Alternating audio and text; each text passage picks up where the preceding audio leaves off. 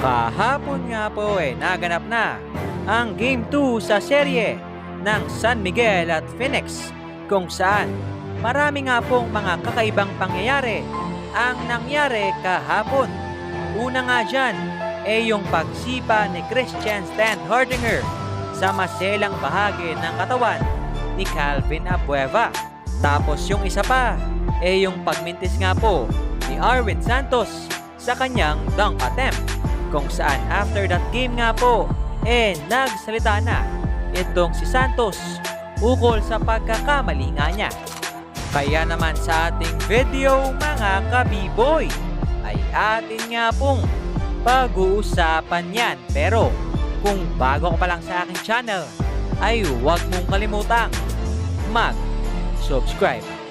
Si Arwin Santos nga po ang nagpauso ng Spider-Man dunk sa PBA kung saan sinasabit niya nga po ang kanyang buong katawan sa ring tapos gagayahin ng pose ni Spider-Man kung saan pinagbawal na nga po yan ng ating PBA Commissioner dahil nga kung sino man ang gagawa nito may pataw na nga po na technical foul at may kaukulan pang danyos na babayaran kung saan kahapon nga po kontra sa Phoenix ginawa nga po ito ni Arwin Santos pero hindi nga po siya nagtagumpay sa hindi malamang dahilan.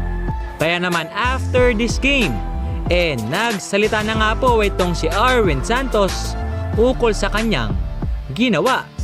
Hindi. Dapat nga, Spider-Man dunk ko nga, pero parang ayaw ipagawa may punigil Biglang, yung parang bumigit yung isang pako, kaya nag-alanganin ako tumalong kanina. Natawa rin ako ng huli. Pero ano talaga, sabi ng mga kasama, ano nangyari?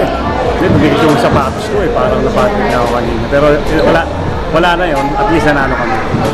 Kaya naman yon, hanggang dito na lang at share.